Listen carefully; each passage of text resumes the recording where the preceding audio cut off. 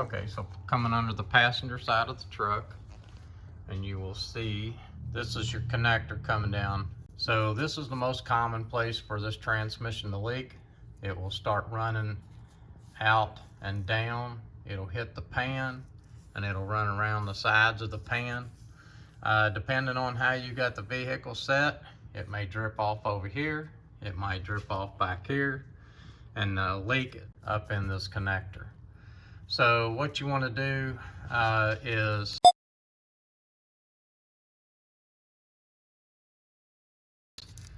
unhook the connector.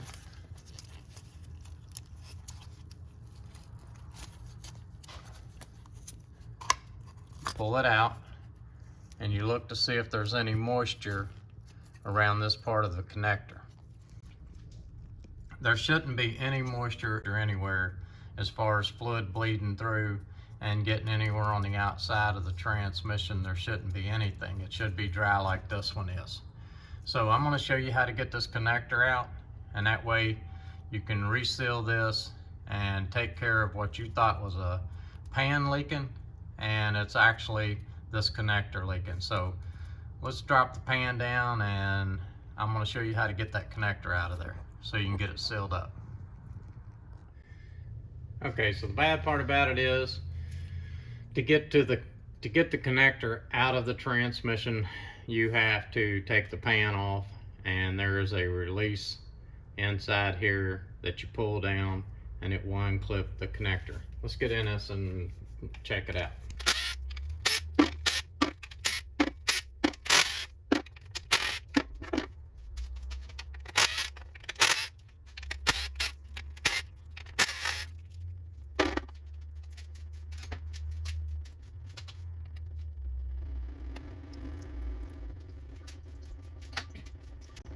But I want to show you how to release that connector.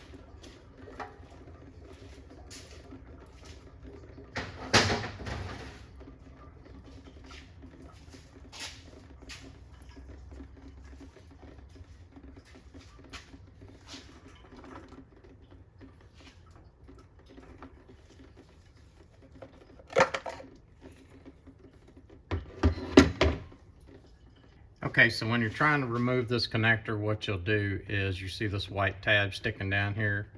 You push that little tab in right there, and it will release, and you pull it down.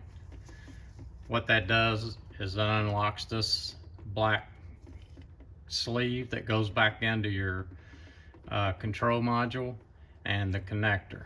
It's in between those two. So what you do is just reach up here and grab that, and you start working it back and forth.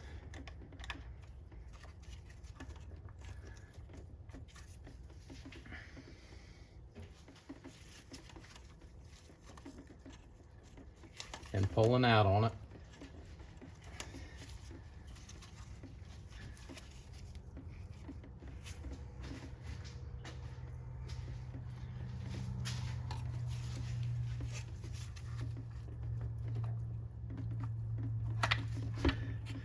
And it'll slide out just like that. Let's go over here to the bench. I'm going to show you the seals on it, and that way you'll know what you got to replace. Okay, so the seals you'll want to replace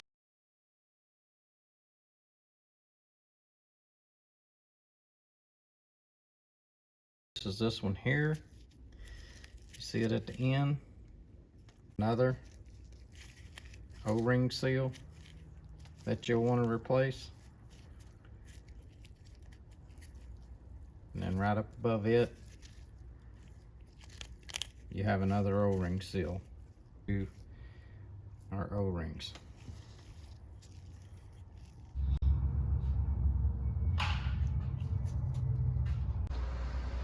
Alright guys, so we got our new seals on our sleeve.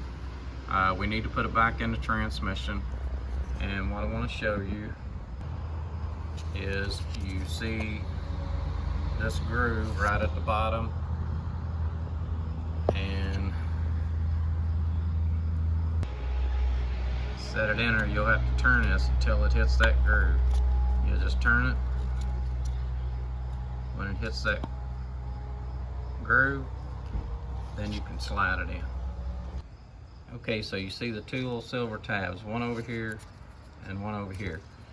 What happens is the sleeve, when it's all the way back, pushes those tabs in and allows you to push up and lock everything in. So let's set this in there.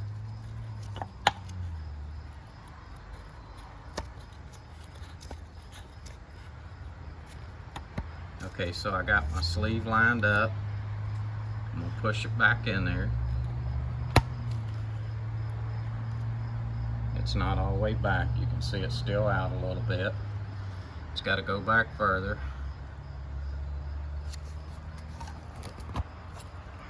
Okay, now it's all the way back. You can see where it's at. It's all the way back. Now I just want to come underneath it here and try to push that up. It still won't go up because the sleeve is still not all the way back. I'm gonna push it. You see it move a little bit.